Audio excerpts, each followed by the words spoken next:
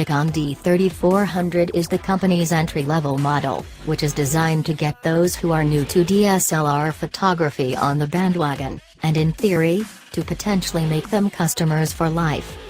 It's the most basic DSLR in Nikon's range, but includes all the features you'd expect of a camera such as this. Namely, full manual control, raw format shooting and all of the styling of a traditional camera. Since it's the entry-level model, however, it does lack a few features that you might get if you invested a little more cash.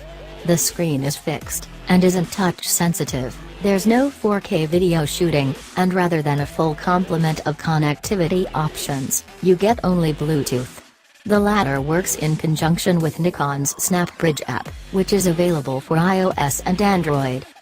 Never one to stray too far from something that's proved a success, Nikon more or less retains much of the same design for the D3400 as it employed for the D3300. This translates to a traditional-looking camera, with the boxiness you might expect from a DSLR. A textured coating around the camera's deep grip provides a feel of quality, a nice touch for the device that's at the budget end of the company's offering. As standard, you buy the D3400 with the 18 to 55mm kit lens. This is a retractable design, so it folds up a little smaller when not in use than when in its fully extended state. Although this means the camera will take up less room in your kit bag, you have the added faff of extending the lens before you can use it. There's a decent array of dials and buttons, although not quite as many as you'd find on a more advanced camera. On the top of the camera is a large mode dial, which features plenty of options that a beginner is likely to want to use. As well as the standard auto mode, there are also the more advanced P, A, S, M modes that you'll likely progress to as you become a little more advanced. A couple of the interesting modes on the dial are guide and effects. The former is something we've been seeing on Nikon's entry-level model for quite a few generations now, and is indicative of the kind of user the company is targeting with this camera.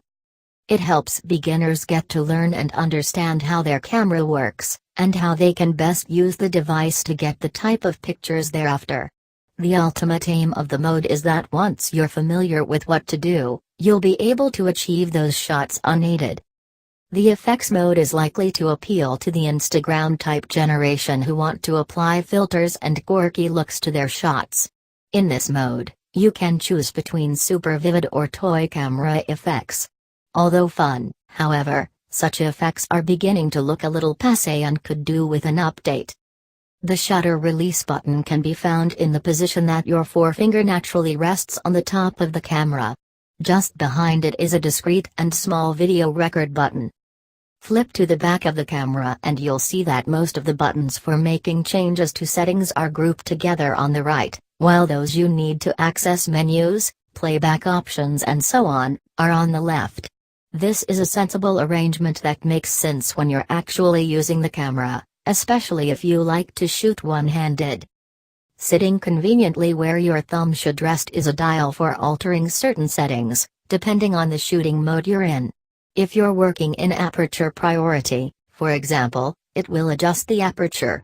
If you're in manual mode, scrolling the dial will change shutter speed. If you hold down the exposure compensation button, near the shutter release, you'll be able to adjust aperture. Adjusting the f-point is easy, simply use the directional buttons on the four-way keypad and you can select the point you need. All 11 points are more or less centered around the middle of the scene, so if your subject is on the outer edges of the frame, you may find you need to focus and recompose by half-pressing the shutter release button. Pressing the I button on the left of the screen offers access to the camera's quick menu. Here you can change common settings, such as white balance, image quality, ISO, picture control and so on, without having to delve into the main menu. Direct access buttons would have been useful for some of these, ISO, for example, but it perhaps isn't surprising considering the target audience of the camera. Some have complained about the fact that the D3400 offers only Bluetooth connectivity, with no Wi-Fi or NFC options. However, SnapBridge is a great app, and useful for the target audience of this camera. It maintains a low-power always-on Bluetooth connection with your phone, meaning that as soon as you take an image, it will be automatically resized and transferred to your phone. This makes sharing your shots on social media a near-instant process. Note that you can turn off this feature if you don't want to fill your phone's memory. There's a reasonably large downside to this system, however, since it means you can't control the camera remotely. This would be useful for several kinds of shots, so it's a shame not to see both connectivity options available here. Many people still prefer the look of an optical viewfinder, which is what you have on offer on the D3400. However, this one shows you only 95% of the scene, which in real terms means it's very easy for something to creep into the edge of the frame, or for your composition to be ever so slightly off. On the plus side, the view is bright and clear and there's a good amount of information displayed around the edges to help you ensure you have the correct settings. The active f-point will light up red when focus has been achieved, too.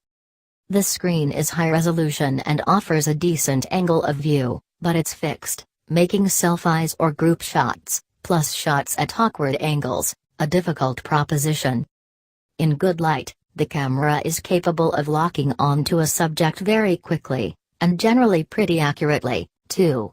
In lower light, it's best if you can use the central f-point and focus and recompose, since this is a more sensitive cross-type f-point and in most scenarios will be more accurate than those on the outer peripheries of the scene.